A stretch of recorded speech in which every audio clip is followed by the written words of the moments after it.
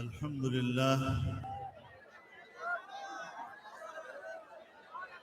لله وكفى وسلام على عباده الذين اصطفى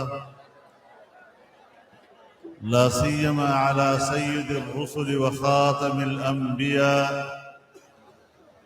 وعلى آله وصحبه ومن بهديه مهتدى.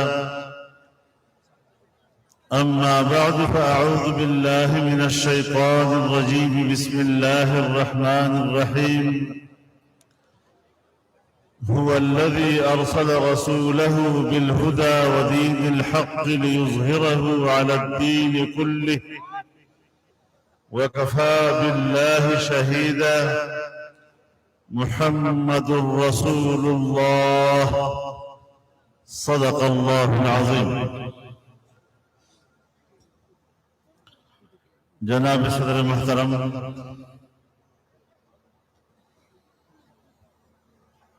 خانواد حضرت حافظ الحدیث والقرآن، اکابر علماء کرام، بزرگان ملت، میرے دوستوں اور بھائیوں، ایک طویل عرصے کے بعد یہاں خانپور میں اس عظیم الشان کانفرنس سے خطاب کرنے کا موقع مل رہا ہے. آپ حضرات کے ساتھ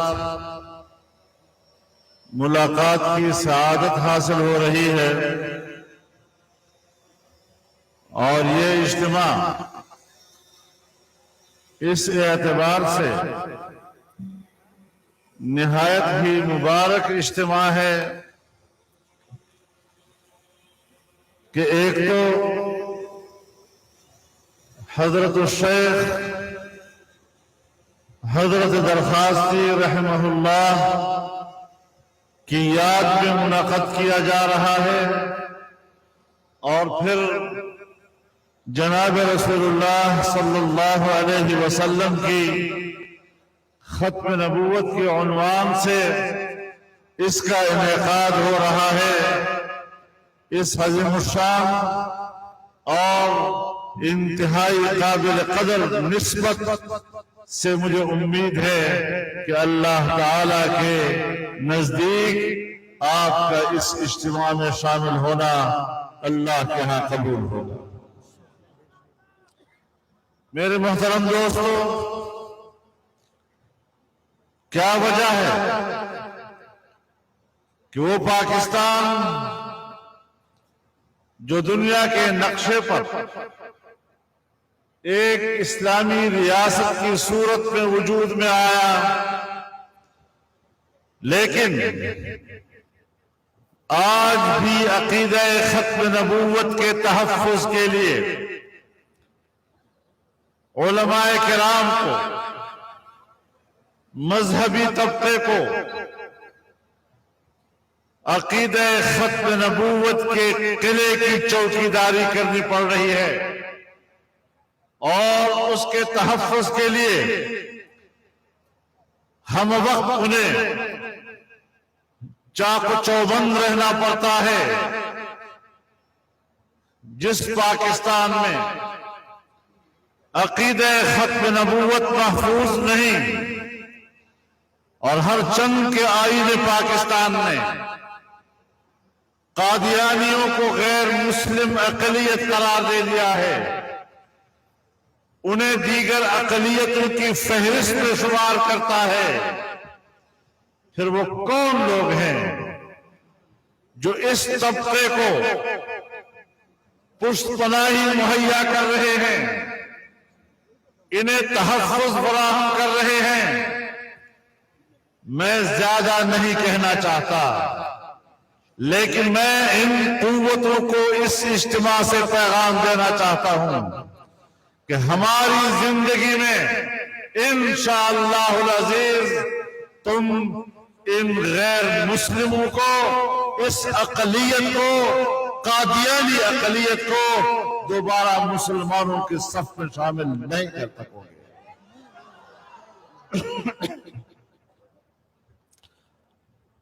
میں سمجھتا ہوں اور سنجیدگی سے اس بات کو لینا چاہیے کہ اگر ہماری اسٹیبلشمنٹ میں، ہماری بیوروکریسی میں، ہماری سیاسی جماعتوں کے اندر اس قسم کی کالی بھیڑیں موجود ہیں تو انہیں نکال باہر کیا جائے تاکہ ہمارے ادارے اس غلاظت سے پاک ہو جائے۔ میرے محترم دوستو، کیا یہ ہمارے لیے تشویش کا باعث نہیں؟ کیا یہ عام مسلمان کے لیے اضطراب کا باعث نہیں کہ وہ پاکستان جسے 70 سال پہلے، 74 سال پہلے لا الہ الا اللہ کے نعرے کے ساتھ حاصل کیا گیا تھا، ہم نے 74 سال لا الہ الا اللہ کے مقدس کلمے کے ساتھ مذاق کیا ہے، اور پھر بھی سمجھتے ہیں کہ پاکستان میں یہ پاکستانی کوئی خیر کا دن دیکھ سکیں گے۔ ہمیں 74 سال کے گناہوں پر اللہ سے معافی مانگنا ہوگی۔ ہم نے مسلمانوں کی قربانیوں سے غداری کی ہے، ہم نے اپنی بہنوں اور بیٹیوں جنہوں نے اپنے عزتیں لٹائی اور آج بھی ہزاروں کی تعداد میں ہندوستان کے سکھوں اور ہندوؤں کے گھروں میں وہ سکھ اور ہندو جنم دے رہی ہیں، ان کی قربانیوں کا کیا بنے گا؟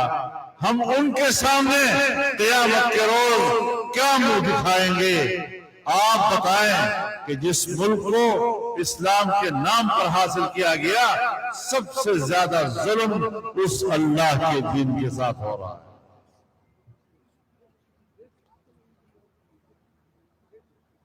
کیا ہمارا سوال نہیں بنتا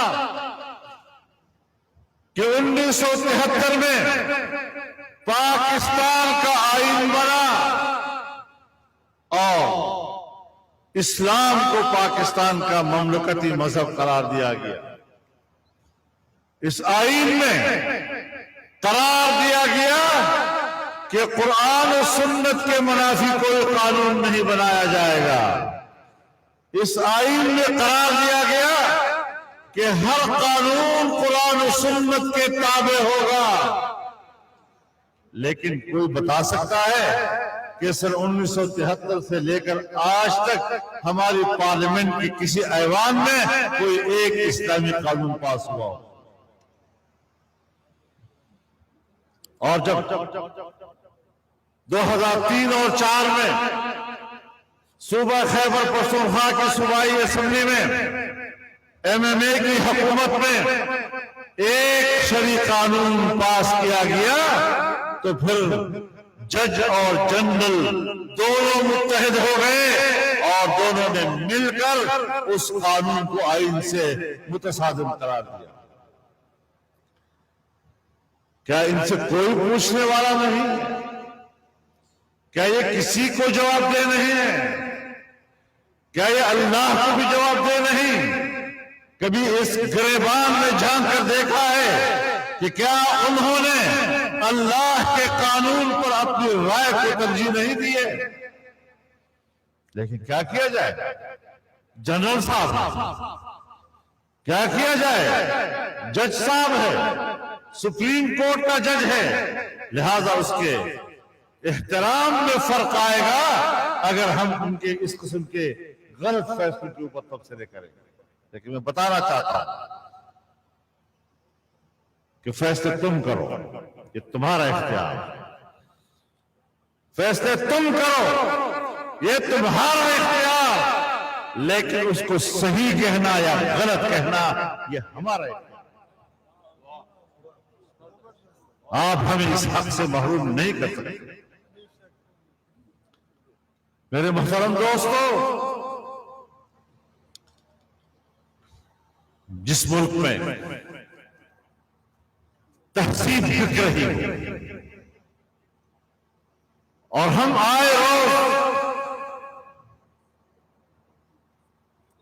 یہی سوچتے ہیں کہ مغرب کو کیسے خوش کرنا ہے. ہم نے قادیانی فرقے کو اس لیے مغربی دنیا میں پذیرائی دی ہے کہ وہ اسلام کی تعبیر انگریز اور مغرب کے مفادات کی بنیاد پر کرتا ہے.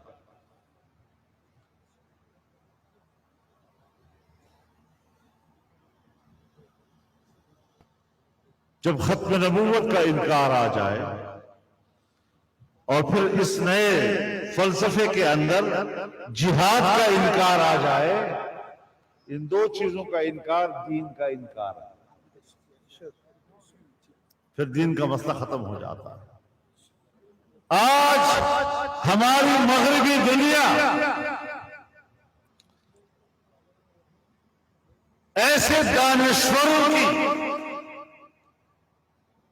تشریحات اور تعبیرات کو قبول کرتی ہے جو ان کی تہذیب کو بالادستی دے، ان کے نظام کو بالادستی دے. ہمارے ملک میں بھی ایسے لوگ رہتے ہیں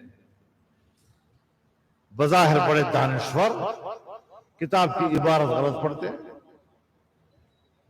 عربی عبارت نہ پڑھ سکنے والے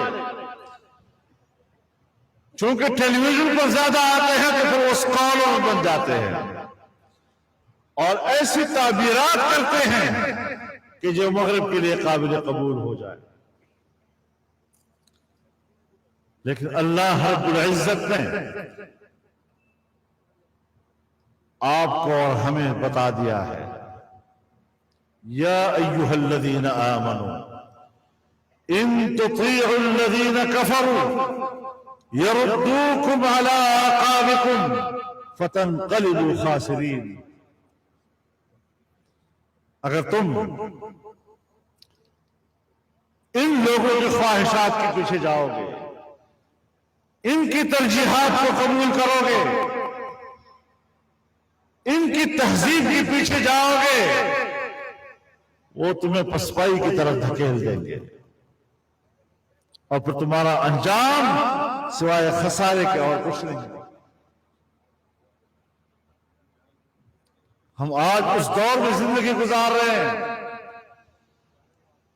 اور جس کا مظہر اس زمانے ہمارے حکمران اور طاقتور طبقہ ہے جو نظام پر مسلط ہے، بظاہر وہ ہمارے حاکم لیکن دنیا کے غلام ہیں.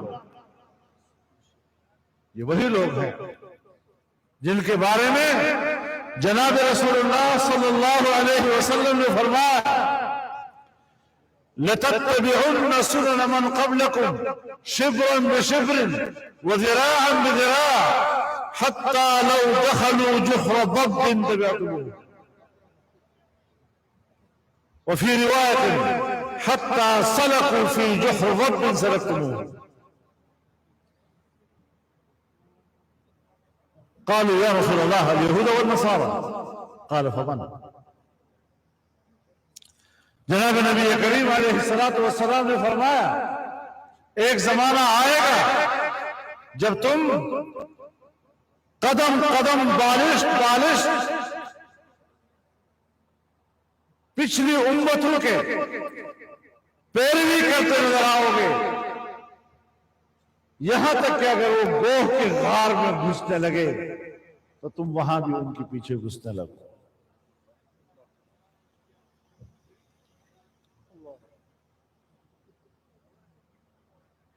گوہ ایک چھوٹا سا جانور ہے، بڑے جانور کو تو ہم دابہ کہتے ہیں، اس کو دوئبہ کہتے ہیں. چھوٹا سا غار ہوتا ہے، اس کو تنگ غار میں بھی اگر یہود و نصارہ گھسنے لگ جائے تو تم وہاں بھی چاہو گے کہ میں ان کے پیچھے جاؤں، شاید کہ وہاں نعمتیں ہوں. تو میرے محترم دوستو، جب اس قسم کے لوگ ہم پر مسلط ہوں گے تو پھر ان کے تسلط کو ختم کرنا قوم کا فریضہ بن جاتا ہے۔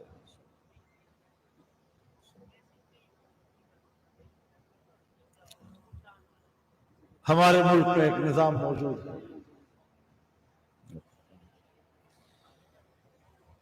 ہمارے ملک میں ایک نظام موجود ہے، ہم اس طے شدہ نظام کے تحت وہ قوت پیدا کرنا چاہتے ہیں۔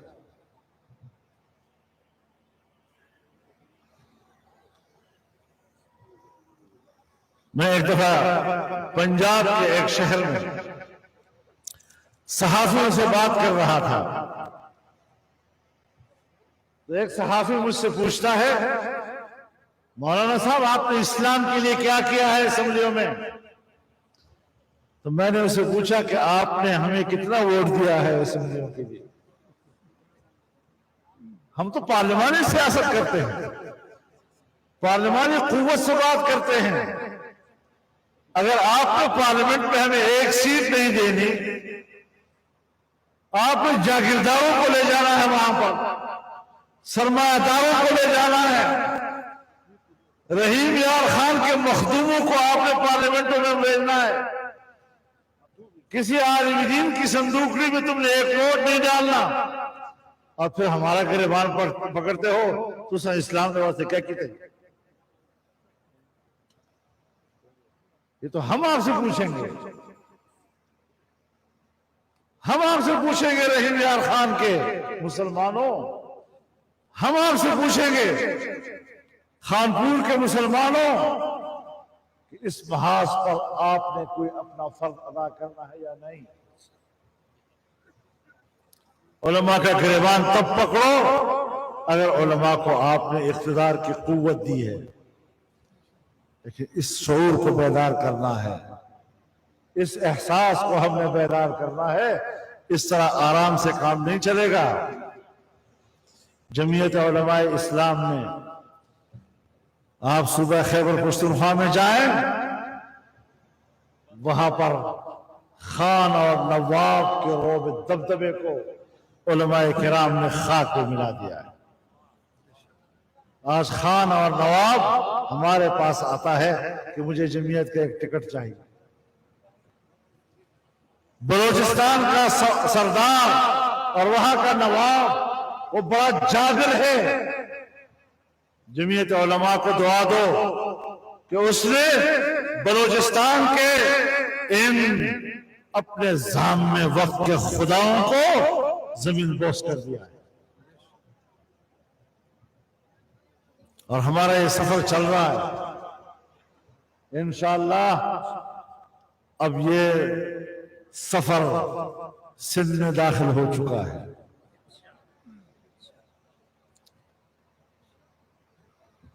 اور سندھ آنے والے مستقبل میں جمعیت علماء کا منتظر ہے۔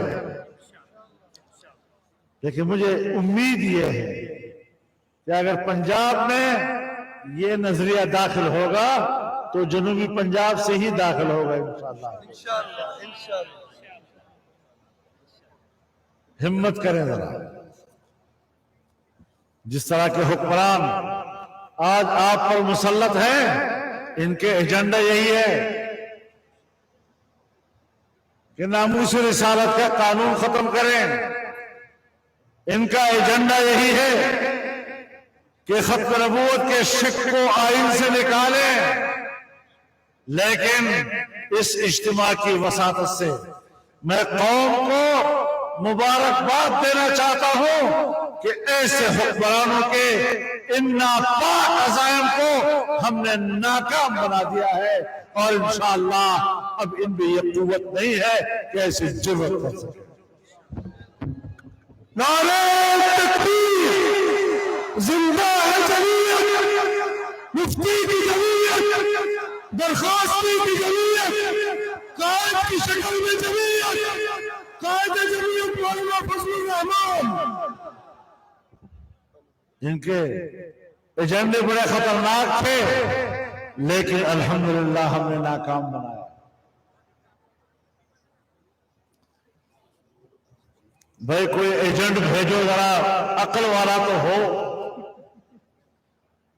امریکہ صاحب، برطانیہ، یورپ، اپنا ایجنٹ بھیجو، کوئی عقل والا تو بھیجو. نا اہلا نا لائق لوگ ہمارے ملک پر حکمران بن جاتے ہیں، اور جتنا نالائق ہوگا ہماری اسٹیبلشمنٹ کہے گی بس یہ اساڑے کم نہیں، وہ قدر بندہ. اس قسم کی مخلوق ان کو چاہیے. آج ملک کا بیڑا غرق کر دیا. آپ جائیں انڈیا میں، آپ جائیں بنگلہ دیش میں، آپ جائیں انڈونیشیا اور ملائیشیا میں، آپ جائیں چائنا میں، آپ جائیں ایران میں، خلیجی ممالک میں، ان کے سالانہ ترقی کا شرح نمو کیا ہے؟ کتنے فیصد ترقی کرتے ہیں؟ کوئی 6%، کوئی 7%، کوئی 8%. اور جب سے یہ آیا ہے پاکستان کی معیشت کا سالانہ ترقی کا تخمینہ وہ 0 سے بھی نہیں چلا گیا. ملک کی معیشت جمود کا شکار ہے.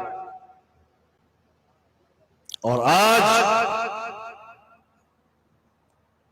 پاکستان کی جعلی کابینہ نے اس بات کی منظوری بھی دے دی ہے کہ پاکستان کے اسٹیٹ بینک کو IMF کے ساتھ براہ راست وابستہ کر دیا جائے تاکہ پاکستان کا یہ قومی مالیاتی ادارہ اس کا اپنا اختیار ختم ہو جائے اور کوئی پاکستانی اس کے کردار پر تنقید نہیں کر سکے گا. ہمیں بیرونی مالیاتی اداروں کا غلام بنا دیا گیا.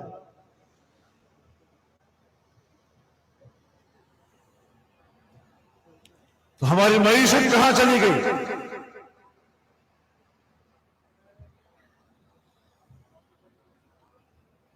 اور مہنگائی نے کیا حشر کر دیا ہے.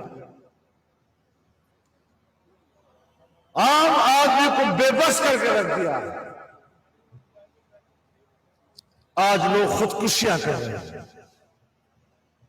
اپنے بچوں کو گھر میں ذبح کر کے ماں باپ خودکشی کر لیتے ہیں کہ اپنے اولاد کی بھوک ان سے دیکھی نہیں جاتی. پڑوسیوں سے بھیک مانگنے پر لوگ مجبور ہیں. پارلیمنٹ کے سامنے ماں باپ اپنے بچوں کو لا کر برائے فروخت وہاں بٹھا دیا ہے. بچوں کو بیچنے کے لیے لوگ تیار ہو گئے.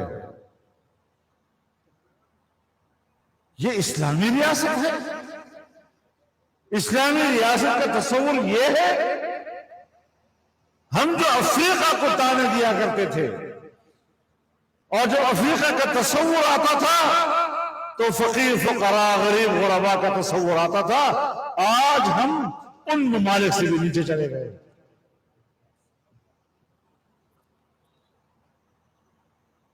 ایسے حکمرانوں کے مقابلے میں اگر ہم نے بے حسی کا مظاہرہ کیا تو پھر پاکستان کی بقا کا سوال پیدا ہو جائے گا. ہم اگر آج جنگ لڑ رہے ہیں اس وطن عزیز کی بقا کی جنگ لڑ رہے ہیں. یہ حکمران ملک کے لیے رسک بن چکے ہیں.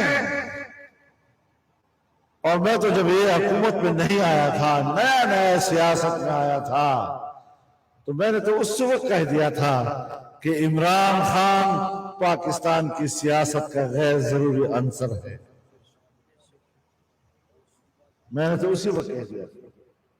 لیکن آپ لوگ بھی تو مولوی، غریب مولوی کی اذان پر کلمہ نہیں پڑھتے. سلام ہے، سلام ہے. میں نے اسی وقت کہا تھا یہ یہودی ایجنٹ ہے. اب ہر ایک کہتا ہے یہودی ایجنٹ ہے. میں نے اس وقت کہا تھا کہ یہ مغربی تہذیب کا نمائندہ ہے. آج ہر ایک سمجھ گیا ہے کہ مغربی تہذیب کا نمائندہ ہے۔ مجھے یاد ہے جب 2013 میں صوبہ خیبر پختونخوا میں ان کی صوبائی حکومت بنی تھی تو انہی کے لوگ میرے پاس آئے تھے اور کہا جی آپ ان کے ساتھ جنگ لڑنے کی بجائے مفاہمت کا راستہ اختیار کریں۔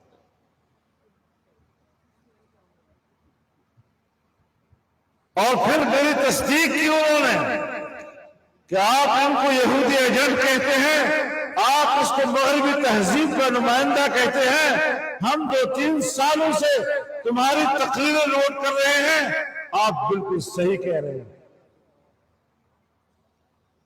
لیکن اگر دنیا میں معیشت ہے تو معیشت دنیا کی یہودیوں کے ہاتھ میں ہے۔ اگر پاکستان کو معاشی ترقی کرنی ہے تو پھر یہودیوں کی مدد کی ہمیں ضرورت ہوگی، اور وہ اسلامی تہذیب کو مدد نہیں دے گا۔ اس لیے ہم نے ان کو سب سے پہلے پاکستان کے اس علاقے پر حکومت دی ہے جہاں پشتون بیلٹ ہے، اور پشتون بیلٹ میں مذہب کی جڑیں گہری ہوتی ہیں، اور مذہب کی ان گہری جڑوں کو اکھاڑنے کے لیے عمران خان سے زیادہ مناسب آدمی ہمارے پاس اور نہیں تھا۔ یہ سب چیزیں میرے سامنے گزری ہیں، میں آپ کو آنکھوں دیکھا حال سناتا ہوں، غائبانہ کوئی چیز نہیں ہے۔ لیکن پھر اس کو مرکز میں دھاندلی کے ذریعے لایا گیا۔ بین الاقوامی منصوبہ بندی اور بین الاقوامی منصوبہ بندی کی یہاں پر عمل درآمد ہماری اسٹیبلشمنٹ نے کی، اور میں بتکرار یہ بات کہہ رہا ہوں اور آج بھی کہتا ہوں اور آئندہ بھی کہتا ہوں کہ ہماری اسٹیبلشمنٹ نے عام انتخابات میں دھاندلی کر کے اس کو اقتدار کی کرسی پر بٹھایا ہے۔ للکار ہے، للکار ہے، یہ حرکتیں بند کر دی جائیں۔ آپ بڑے لوگ ہوں گے، طاقتور کرسیوں پر آپ بیٹھے ہوں گے، لیکن یہ طاقتور کرسی میں نے تمہیں دی ہے۔ اگر تم وہی طاقتور کرسی ہمارے خلاف استعمال کرو گے تو پھر سن لو کہ ہم آپ کے غلام نہیں ہیں۔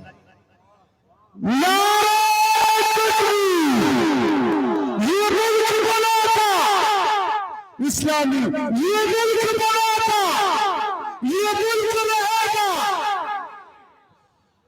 تو میرے محترم دوستو، ناجائز حکمرانی، دھاندلی کی بنیاد پر حکمرانی، میں آپ کو بتا دوں کچھ پارٹیاں ہیں کہ جو بعد میں ان کی حکومت میں شامل ہوئی، لیکن الیکشن کے بعد ہمارے پہلے اجلاس میں ہمارے ساتھ وہ بھی بیٹھی تھی اور ان کا بھی اس پہ اتفاق تھا کہ یہ دھاندلی سے آیا۔ اس پر کوئی دو رائے نہیں ہے۔ ہم ناجائز حکمرانی کو تسلیم نہیں کرتے۔ تم لاکھ کہو کہ یہ ہمارا حکمران ہے، میں نہیں مانتا کہ یہ ہمارا حکمران ہے۔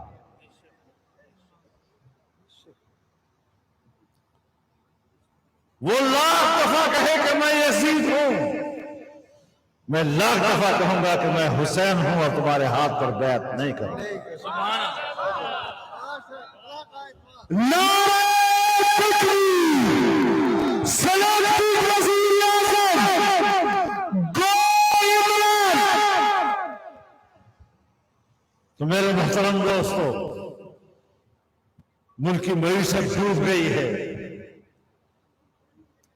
عام آدمی کی زندگی اجیرن ہو گئی ہے، اساتذہ رو رہے ہیں، کسان رو رہا ہے، مزدور رو رہا ہے، ڈاکٹر رو رہے ہیں، وکیل احتجاج پر ہے، دکاندار احتجاج پر ہے، ہر شعبہ زندگی آج اضطراب کے دور سے گزر رہا ہے، پریشانی کے دور سے گزر رہا ہے، لیکن کہتے ہیں نہیں، IMF کہتا ہے قیمت بڑھاؤ تو ہمیں قیمت بڑھانی پڑتی ہے، تو پھر ہم آزاد ملک تو نہ ہوئے؟ ہم نے اپنی آزادی کی طرف آگے بڑھنا ہے۔ نہ مذہبی حوالے سے یہ پاکستان کے نمائندے ہیں، نہ معاشی حوالے سے یہ پاکستان کے نمائندے۔ یہاں تک مجھے افسوس سے کہنا پڑتا ہے کہ ہمارے ملک میں عدل و انصاف کے حوالے سے عدالتوں کا کردار دنیا کے 130 ممالک کے 130 میں سے 136ویں نمبر پر ہے۔ جہاں بالکل ہی عدل و انصاف نہیں ہے وہ 130 نمبر پہ ہے، اور پاکستان 136ویں نمبر پر ہے۔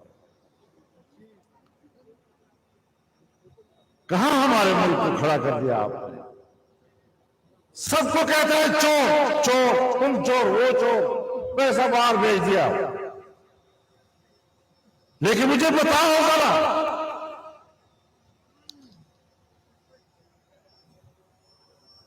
کہ تمہاری بہن کے پاس جو کہتی ہے کہ میں سلائی مشین چلا کر روزی کماتی ہوں، اس کے پاس اربوں کا بینک بیلنس کہاں سے آ گیا ہے؟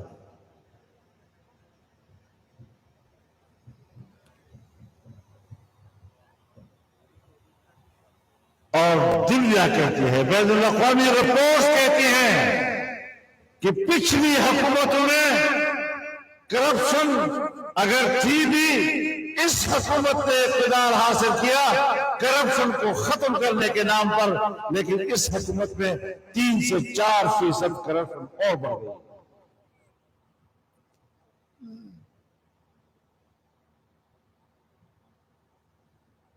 چوری کا گڑھ بھی تم، کرپشن کا گڑھ بھی تم، معیشت کی ہلاکت بھی تمہاری وجہ سے، عدالتیں بھی آپ کی حکومت میں متاثر۔ وجہ کیا ہے؟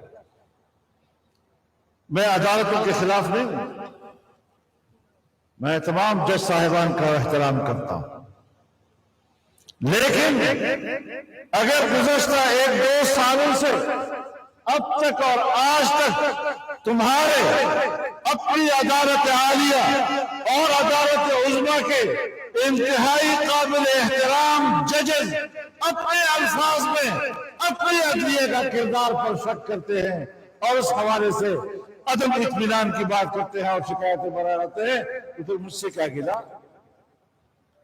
تمہارے اپنے گھر سے تمہارے اوپر گواہیاں آ گئی ہیں، شہید شاہد من اہلی، اپنے گھر کی گواہیاں ہیں۔ اپنے کردار سے اپنے آپ کو آپ نے محترم بنانا ہوگا۔ ہم پر تو احترام لازم نہیں ہے، لیکن یہ سارا آوے کا آوا بگڑ چکا ہے۔ اب میرے نزدیک یہ مسئلہ نہیں ہے کہ یہ ناکام ہو چکا ہے، ملک کو تباہ کر چکا ہے، بیڑا غرق کر دیا ہے۔ میرے نزدیک مسئلہ یہ ہے کہ اگلی حکومت اس حالت ملک کو اٹھائے گی کیسے؟ چیلنج یہ ہے۔ تو اس حوالے سے قوم نے کردار ادا کرنا ہے، عوام نے کردار ادا کرنا ہے۔ ہماری سیاسی قوت عوام ہے،